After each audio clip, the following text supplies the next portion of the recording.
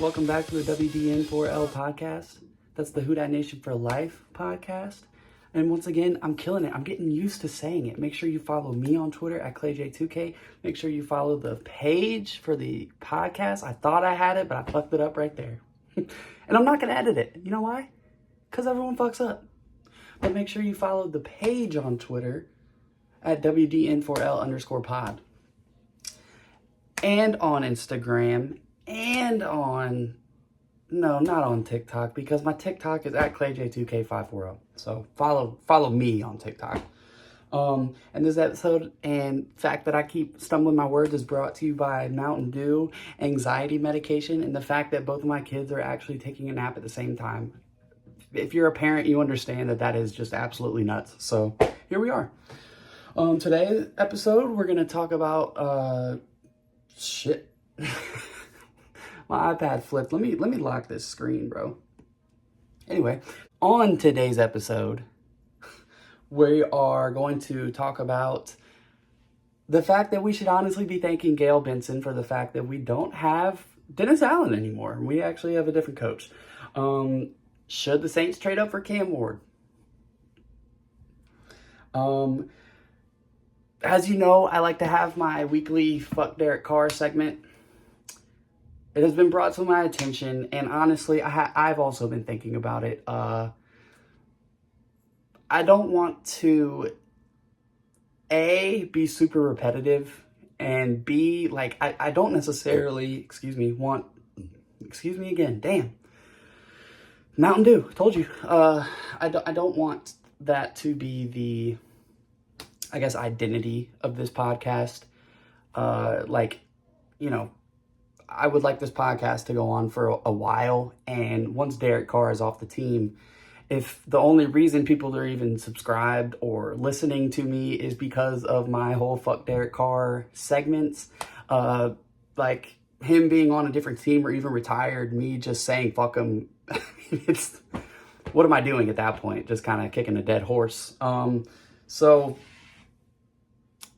this will probably be the last time that I at least make a segment out of it.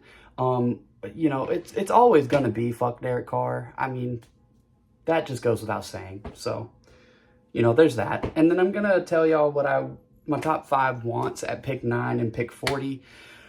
Maybe in the next episode, I'll talk about the 3rd and 4th round picks, or just do an entire mock draft again. Again, I didn't want to be completely repetitive and just keep doing mock drafts every single episode because people are fickle and so are their attention spans. I have a fucked up attention span, so I get it. So again, just trying not to be repetitive. But with that being said, why don't we just go ahead and get into it, and let's all thank Gayle Benson, the owner of the Saints, for telling Mickey Loomis to just either grow a pair or fuck off, because the type of moves that the Saints have made this offseason, yes, absolutely, they have brought in some new pieces like Justin Reed and Devon Godchow. I think that is also possibly a product of what I'm about to say, and Gayle Benson basically told Mickey Loomis, like, dude, I'm tired of it. Let's get rid of Dennis Allen. We have to. We were on a 7-game losing streak at that point, and we lost to arguably the worst team in the league, the Carolina Panthers. You had Cam Jordan needing to be, calmed down by Alvin Kamara and whatnot after that Panthers game, and hit a franchise cornerstone piece, the face of the franchise for damn near 15 years, and Cam Jordan saying that he possibly doesn't even want to play for the Saints anymore at that point. Now, he did restructure his contract. He has come back for year 15. He has said he is bought in. Cam Jordan bleeds black and gold. Everyone knows this. So, no, I'm not saying now he does not want to play for the Saints. Obviously, if he did not want to play for the Saints, he would have not restructured his contract. He would have tried to go somewhere else. But point being is, at that point in time, you had that going on, and it didn't take a rocket scientist, it didn't take fucking Albert Einstein to see that Dennis Allen just was completely in over his head. He had absolutely no idea what he was doing. I mean, this isn't groundbreaking news by any means. You all saw it with your own two eyes. He was terrible at clock management. He was terrible at creating a culture in the locker room. He was willing to throw his own players under the bus at the expense of Derek Carr, or I guess I should say in defense of Derek Carr. And I talked about in the last episode, I'm talking about Chris Olave. He, agreed with Derek Carr and said that Olave ran the wrong route back in, 2023? And that's why Derek Carr just skied that bitch against the Jaguars. That's terrible. That is, I don't really even fully need to, completely dive into this whole Dennis Allen thing. Y'all, like I said, y'all saw with your own eyes, it was malpractice. He was a complete idiot when it came to being a head coach. He is a good defensive coordinator. At times, he was a great defensive coordinator, arguably one of the best in the league. So we're not going to shit on him for his defensive philosophies and whatnot. I personally think it's possible that his defensive scheme is a little bit outdated. You see players that are insanely athletic and, what can you do to stop, the top players in the league anyway? But you get what I'm saying? All the crossing routes just completely fucked Dennis Allen up every single time. Anytime there was a mobile quarterback, which again, I understand it's hard to defend, but Jalen Hurts would be running for 100 yards on the fucking Saints. I'm sorry, that's not acceptable. It's just not. And yeah, I mean, you saw when Dennis Allen got fired and Darren Rizzi took over, you saw the Saints get 8 sacks against a mobile quarterback in Jaden Daniels. So, with that being said, I think it was very apparent with all the moves, bringing players that are already familiar with this system back. I mean, they even re-signed Brandon Cooks. It's very apparent to me that Mickey Loomis was willing to completely blame injuries on last season, and you saw it. He openly admitted that he didn't agree with the fact that we fired Dennis Allen. And he was willing to even defend him when he was off the team already. After he had already been fired, he said, I think Dennis Allen is a good coach. Whoop-de-fucking-do, Mickey. Yes, he's a good defensive coordinator. He's not a good head coach. If you think that, you're an idiot too. And let's be honest, Mickey Loomis is low-key, on his way out, I think. He needs to retire soon and let Kai Harley take over. You need to let someone that is a little bit younger take over. I'm sorry. If you want to, what you said to Jeff Duncan, you want to fight me, Mickey Loomis, to show your youth, let's square up, I guess. I know you said it wasn't a fight. You want to go have a fucking 40, run a 40. I promise you I'll dust you. And I only ran a 4.8 in high school, but you're probably slower than Rich Eisen. Shout out Rich Eisen for always doing a 40 for St. Jude. Mickey was cool with Dennis Allen staying. He was. Yeah. So we really have to thank Gayle Benson for that, especially in the wake of a lot of people assuming that she cared a lot more about the Pelicans than the Saints. The reason Tom Benson even acquired the Pelicans was because of Gayle Benson. And that's fine. It is. If you like basketball, my wife likes basketball more than football. It might be changing a little bit now that Jackson Dart is going into the league because she was obsessed with Ole Miss football when I introduced it to her. She is one of those that thinks college football is more exciting than NFL. Because I'm a Saints fan and that's what she was being exposed to NFL-wise, I don't blame her. And honestly, just in general, college football does tend to be a little bit more exciting than the NFL. The NFL is more methodical. It's more like a game of chess. College football can be, especially when Lane Kiffin is your head coach, it can just be explosive plays. So I don't blame her in that thinking. Point being is, I don't blame Gayle for possibly at the time, or just, anyone in general for thinking that the NBA is more exciting than the NFL, because in moments it can be. Me personally, I think the NFL is the best league in the entire world. There's nothing that compares to it. And obviously that is being shown because here I am with a fucking podcast about the Saints who went 5-12 last year. And I'm still very passionate about them. I have shit all over my car that's Saints, and people probably go past me like this poor soul. And yeah, But point being is, in the wake of people thinking that she cared more about the Pelicans, she was willing to step in places she usually doesn't. She was willing to step in and tell Mickey Loomis, like, I'm sorry, but this dumbass has to go in Dennis Allen. So for that, we very much do have to thank Gayle Benson. And, you know, now we have Kellen Moore, and he is the youngest coach in the league. He brought in Brandon Staley, who used to be a head coach, to be his defensive coordinator. I love what the Saints did with their staff. So I am always going to say that. I think that they made perfect staff moves this offseason. Truly, I do. And like, nothing is better of an example than the fact that they kept Kai Harley, even though they moved on for just about everyone. Very quick disclaimer. I am very aware that I accidentally said Kai Harley is the receivers coach for the Saints. He's not. It's Keith Williams. I just had Kai Harley on the mind because of what I was already saying. So my bad on that, Keith Williams. You're a dog. You're one of the best receivers coaches. That still stands. Maybe Kai Harley is a good receivers coach. I don't know. But yeah, my bad on saying that. They kept Kai Harley because he is one of the best receivers coaches in the league. I mean, Brandon Cooks even said that. Devontae Adams has said that. Tyreek Hill has said that.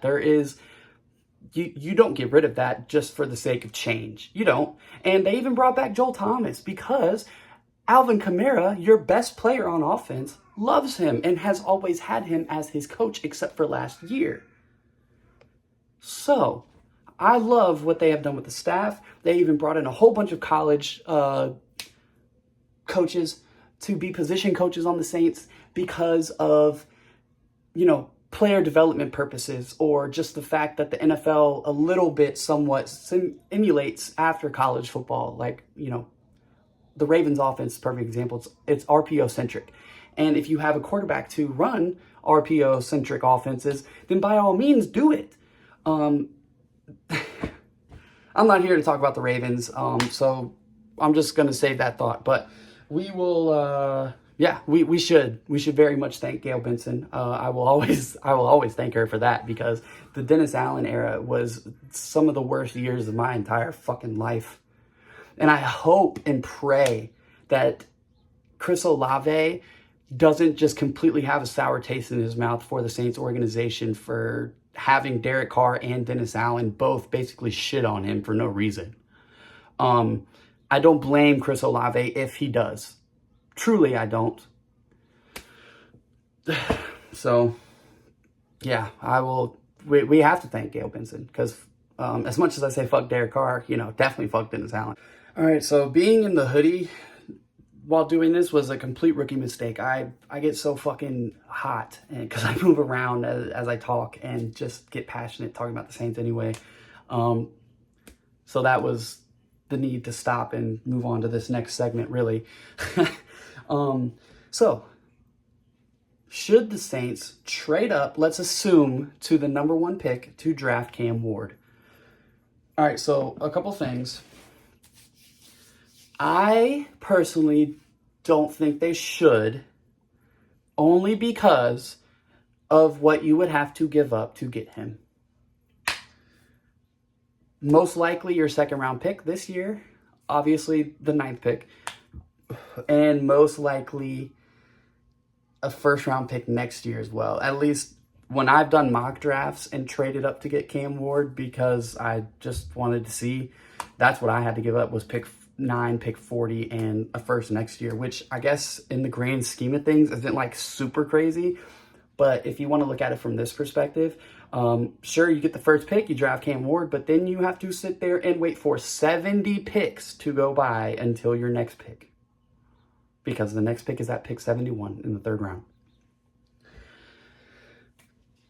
You made some of these moves, like trading Marshawn Lattimore, so that you are now in the position of having 6 picks in the top 150 to draft bodies, because you need bodies, because the Saints are an old team and you need to get younger. So, with that being said, I don't think they should trade up to number 1 to draft Cam Ward. I don't even think the Titans want to trade back. I think they need a quarterback, and Will Levis is dog shit. I tried to tell everybody that. I watched him at Kentucky play against Ole Miss and just completely choke when he had a chance to win the game against a junior Jackson Dart. So it wasn't even peak Jackson Dart, nor was it peak Ole Miss. They did not even have nearly as good of a roster as they had last year. And then ironically, look, if you want to look at it like this, Ole Miss lost to Kentucky the year after Will Levis left. I never thought Will Levis was good. Matter of fact, I think, and this might be a hot take, but I don't think so. I think Malik Willis is honestly, at this point, is better, and coming out was better than Will Levis. I think the Titans gave up on him a little too quickly, because now you see him in Green Bay and he is a solid backup. Now, I understand you don't always draft quarterbacks to be a backup for you, but if he's better than Will Levis, he's better than Will Levis, and he is better than Will Levis. Cam Ward is better than Levis. So I don't think the Titans are in the business of trading back. I think there's a lot of I will listen to offers going on. You know what I mean? I think there is a lot of, well, like I said, well, show me what you're willing to offer me and we'll think about it. Because we're sitting here less than 30 days away from the draft and everyone in the entire league still owns their own first round pick, which is unprecedented. I think within the next 2 weeks or so, you're probably going to see that change, but I really doubt it's going to be the Titans. Unless someone just completely blows them away with an offer. But with that being said, Cam Ward is easily the best quarterback in this class. And he has openly said that he wants to play for the Saints. He said he grew up watching Drew Brees and Marcus Colston. That is a great reference by the young man. That doesn't necessarily mean you need to sell the farm to get him. It could also just be him knowing how to answer media questions. It is interesting that he specifically said the Saints, but, you know, that doesn't always translate to actually, like, playing for that team, obviously. And I think it's a little too rich of a price to pay to get Cam Ward. Now, with that being said, you hired Kellen Moore as your head coach for a reason. And you need to trust that if he sees a guy that is his guy, do it. You go get him. I know that just completely contradicts everything that I just said for the past 5 minutes. So I get that. I do. But it is how I feel. If Kellen Moore genuinely thinks that he is the guy, and that's like, he's like, I don't see a quarterback prospect within the next 3 years as good as I feel about Cam Ward, then yeah, go get him. That's who your coach wants. You have to trust that that is the right thing to do. And I mean, the Saints have already shown that they are willing to just completely buy into their head coach. Dennis Allen wanted Deshaun Watson, aka Massage God. I hate Deshaun. Well, sorry, hate's a strong word, but I really, really don't like Deshaun Watson. He's a piece of shit human being, in my opinion. That being said, Mickey Loomis backed Dennis Allen and was willing to pay all this buku amount of money to have, and trade all the draft picks to have Deshaun Watson be Dennis Allen's quarterback. Thank God that didn't happen. Thank God.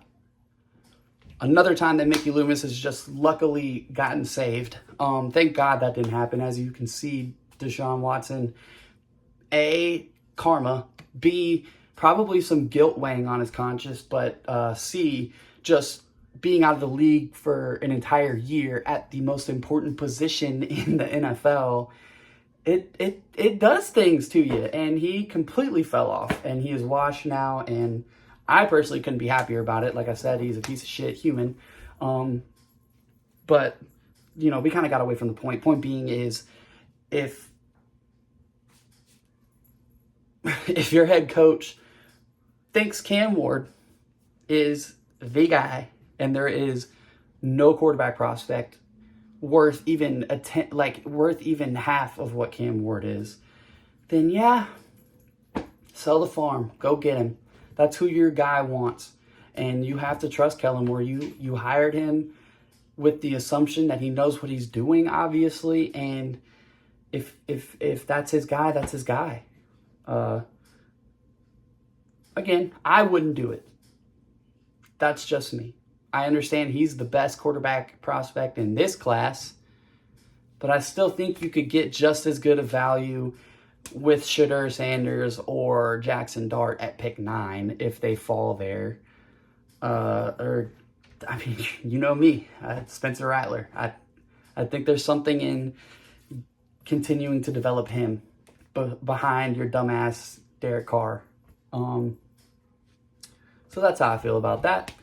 I guess in the comments, let me know if you would trade up for Cam Ward or how you feel about it, or if the Saints are just completely stupid for even spending time scouting him. You know, I don't ever think it's dumb to scout players like that. If anything, you are getting some sort of homework grade on him, and if he goes somewhere that you play against him, you have, you know, some sort of report on him, I guess. But like I said, let me know in the comments if you would trade up for Cam Ward. I would not. So that's how I'm going to end this segment. All right, so like I said, for this episode, we are still going to do the fuck Derek Carr. Because I had already put it down in my notes, and I do have some things I want to say about him. But this is the last time that I'm going to make it, you know, a weekly thing. Again, I don't want to be repetitive. I don't want that to be the identity of this podcast. So as much as we very much dislike Derek Carr, and as much it is fuck Derek Carr, this will be the last fuck Derek Carr segment, at least until he does something to piss me off, which probably will happen. So let me give you a list. Tyrann Mathieu, Cam Jordan, Nathan Shepard, Colin Saunders, Alvin Kamara, Eric McCoy, Cesar Ruiz, Devon Godchow. Demario Davis, Pete Werner. If I already said Eric McCoy, excuse me, but Eric McCoy. Point being is I can sit here and list off just the top of my head at least 10 veteran players on the Saints that restructured their contract because they want to be on the Saints and help have money to sign better players. That is what you do if you are a veteran leader for a team. And that shows complete buy-in from all of these players, especially Tyrann Mathieu. He's done it 2 years in a row. I believe Demario Davis has done it 2 years in a row.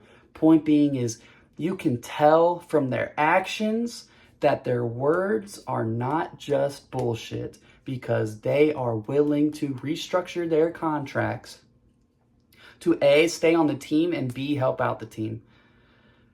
You know who I did not mention? Derek Carr. What did Derek Carr do? Sure, he restructured his contract. All they did to restructure his contract was convert his, what is it? What word am I looking for? They converted the cap hit that he was going to make the Saints have of 2025 and 2026. They converted it all into a signing bonus to make sure that he got all of his $40 million that he apparently deserved. Which Derek Carr is going to say that did help out the team, because you know what? It did open up $30 million in cap space this year. Do you know what the dead cap hit is in 2027 now for Derek Carr? $70 million.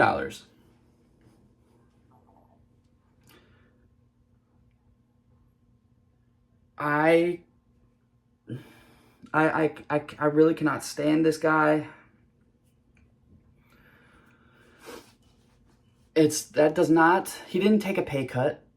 All those players that I listed before, in restructuring their contract, they took a pay cut. Their cap hits went from, Cam Jordan, for example, his cap hit went from $12 million down to fucking $2 million.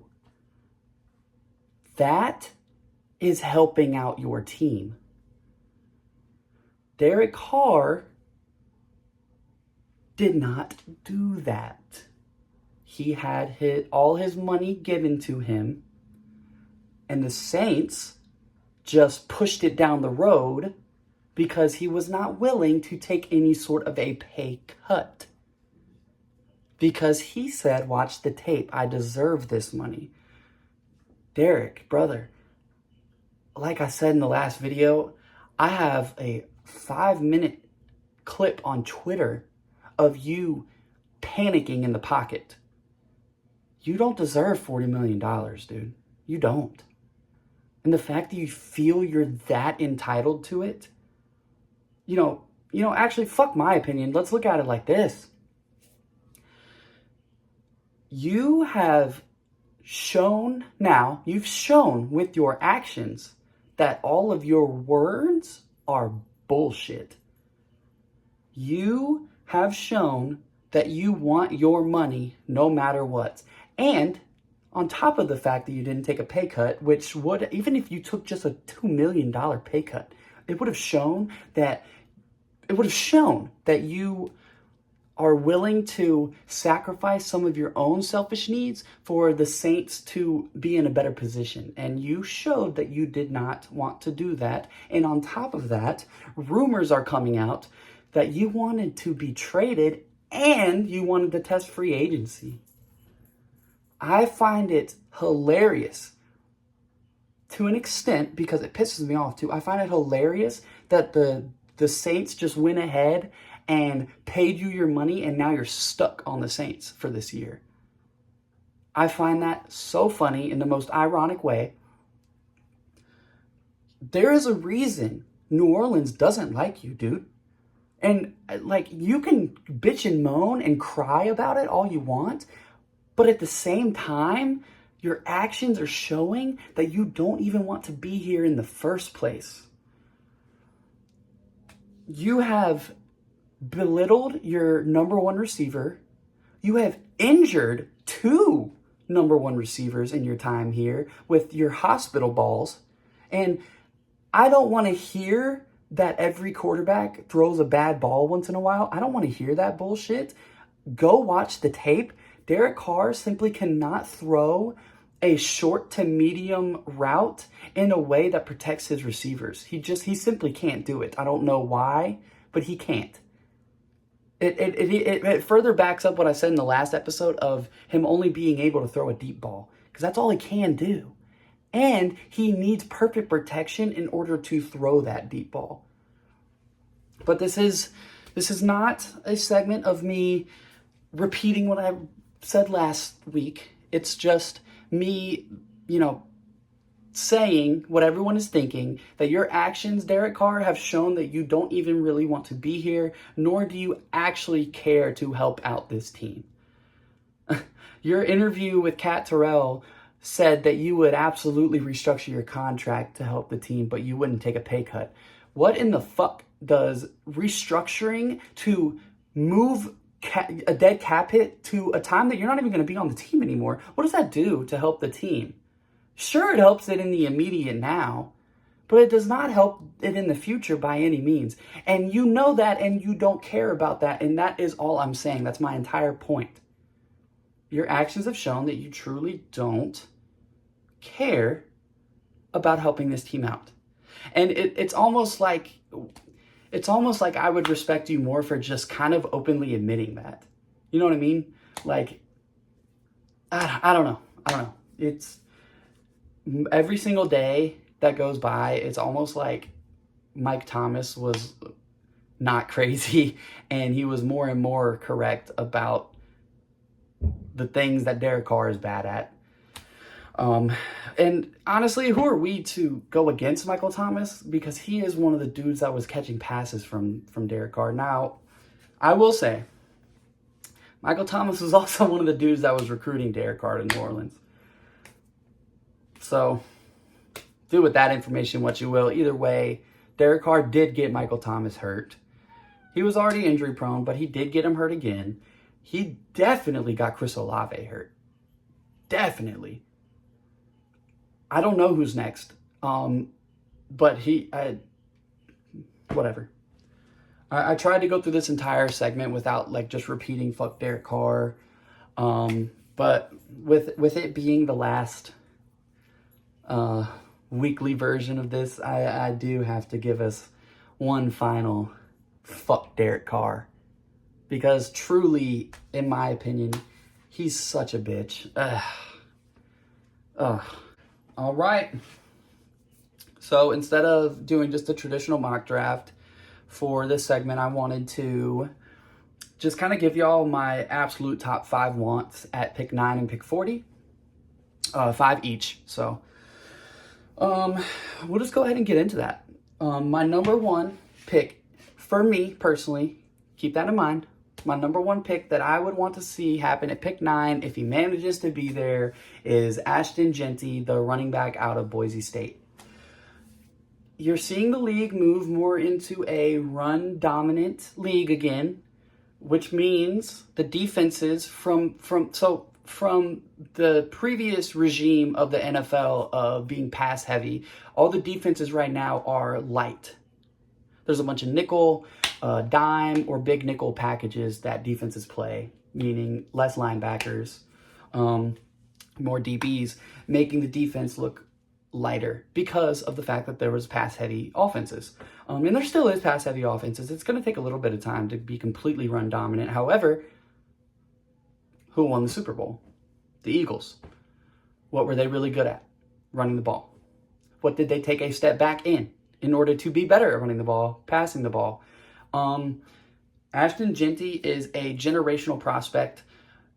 I don't want to hear he didn't play anyone good. I simply don't want to hear it because he almost broke Barry Sanders' fucking rushing record. I don't want to hear it. He completely put Boise State on his back and took them to the playoffs. Now, like by himself. Go look up who their quarterback was. He didn't have crazy stats. And yes, I know because Ashton Jeanty had the crazy stats, but why do you think that is? Because he was the best player on the entire fucking roster.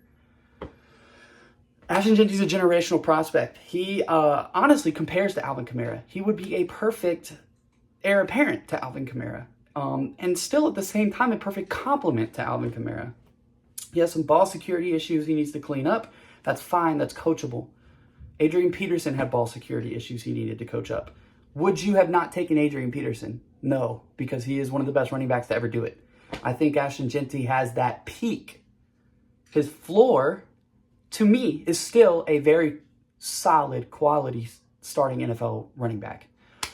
So that's my number 1 want at pick 5 would be Ashton Jeanty, running back Boise State. My number 2 is Tetairoa McMillan, wide receiver out of Arizona. The Saints recently signed Brandon Cooks. But all that did was give you a third small yet fast receiver. Sure. But the only way that is going to put defenses in a bind by having 3 of the same type of receiver is if you have that other outlier, that big body guy that can hurt you underneath and make the defenses step up so that you can hit them over top. Tetairoa McMillan is a big body receiver. He's, what is he, fucking 6'4"? Don't have the weight off the top of my head. Apparently he just ran a 4.4. That was at his pro day. It wasn't at the combine, so I don't know. You know, it could have just been a stopwatch, not laser. Probably was a stopwatch. Xavier Restrepo just ran a 4.8. That's fucking awful for a receiver. Somebody should have done him a favor and told him not to run. Like, his stock has just completely plummeted after that.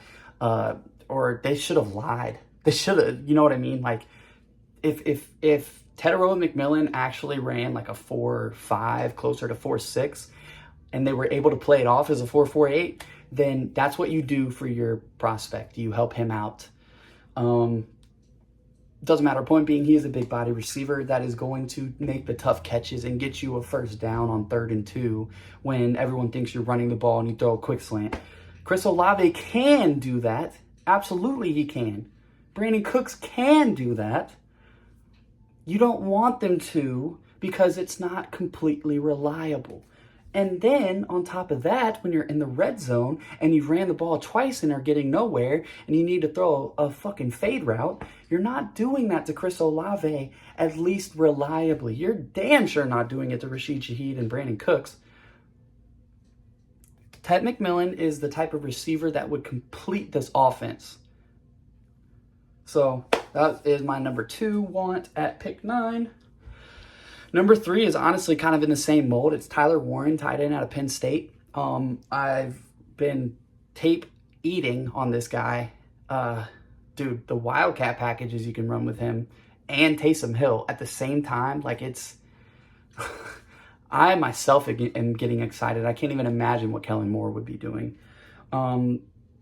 He's another big body guy. You can line him up out wide if necessary because he's athletic enough. He is a good blocker too. He kind of reminds me of George Kittle. Takes pride in blocking. He likes blocking. He likes playing tight end. The reason he wears 44 is because his dad made him watch John Riggins, who was a fullback for the Washington Redskins back in the, don't hate me, I want to say 70s, could be 80s. Hard-nosed kind of guy, would run people over. That's what Tyler Warren does, and I've seen him even fucking hurdle somebody. He's insanely athletic, especially for a tight end. You can line him up anywhere that you want. He is, like, he's going to be Brock Bowers, probably not as good, but you would use him in different ways anyway. So Tyler Warren would be my 3rd want. Number 4, and the only reason he's at 4 is because I simply don't think he's going to be at pick 9. If I could look into the future and guarantee that he would be at pick 9, I would probably honestly have him above Tedero and McMillan, but still after Ashton Jeanty. Point being, my number 4 is Mason Graham, defensive tackle out of Michigan.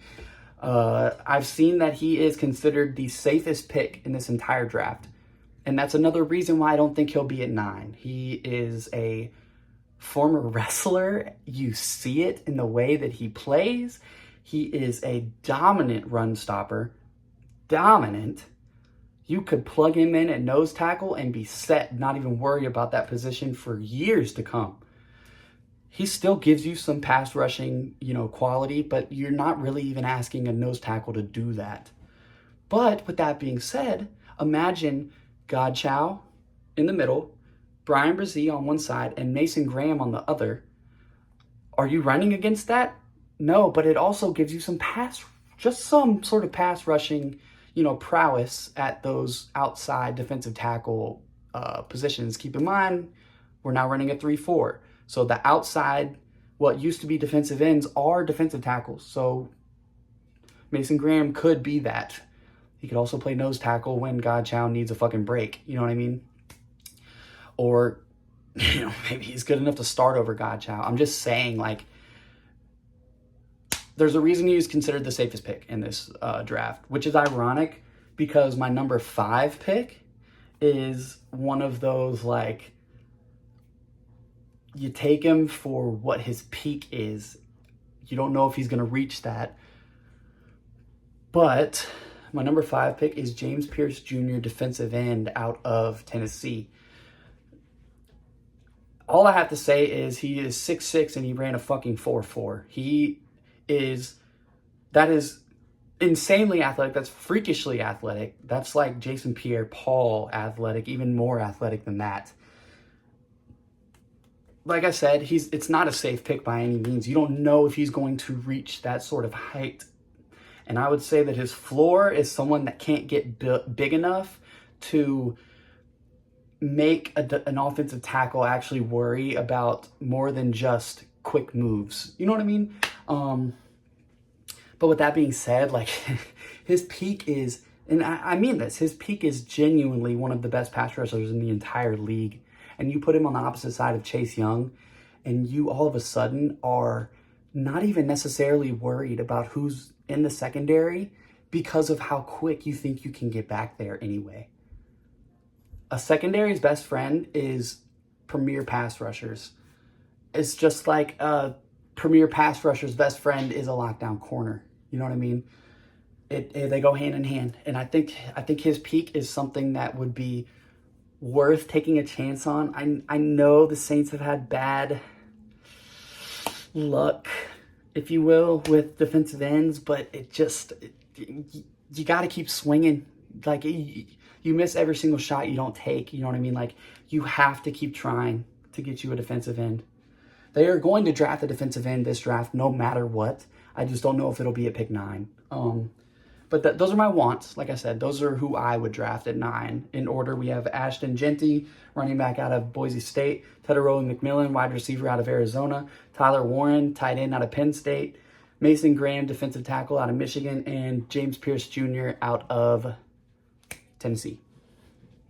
So, now we'll move on to pick 40. So, the pick in the second round, obviously. And the reason it's 40 and not 41, because, you know, you would think 9, what's 9 after 32? It's 41. But the NFL gave the Panthers the 8th pick. So since the Saints had the exact same record and division record, what happens is in the next round it flips. So the Saints have the 40th pick. So, number 1. Maxwell Hairston, corner out of Kentucky. Fastest 40 time for a corner. If you go and look, he was barely even targeted this year at Kentucky, and that is the sign of a lockdown corner. That's a sign of there's no point in throwing over there because nothing good can come of it. That's like when the Saints played against the Commanders and Spencer Rattler came in because Jake Haener is dog shit. Not once did Spencer Rattler throw at Marshawn Lattimore, because what's the point? There is no point. You're just hurting your rookie quarterback by doing that. Point being is Maxwell Hairston is an insane athlete. The Saints need a corner. In fact, they always draft a DB in the second round. It's been that way for a long time. Is that a Dennis Allen thing? Maybe, but they've done their homework on corners. In fact, my next guy, they've already had a top 30 visit with him. It was their first top 30 visit. I just want Maxwell Hairston over him. However, moving on to number 2, Siobhan Revelle, corner out of East Carolina. 6'3", playmaker at corner. Beautiful. That's beautiful. That is a mold of a number 1 corner. And the Saints have done their homework on him. He was their first top 30 visit, like I said. He had a season-ending injury this past year, but it happened in like week 4. He will be fine and ready to go by fucking training camp. So it doesn't matter that he had that. What you need to do is look in those first 3 games, he already had a pick 6. In 2023, he has great stats. Yes, he played at East Carolina. I get that. I do. If you're a corner that can cover, you're a corner that can cover. I will continuously use Quinyon Mitchell on the Eagles as an example. He played at Toledo. Doesn't matter. He's still in the NFL locking down receivers. And he is now the Eagles' number 1 corner because of how well he played. Darius Slay is gone.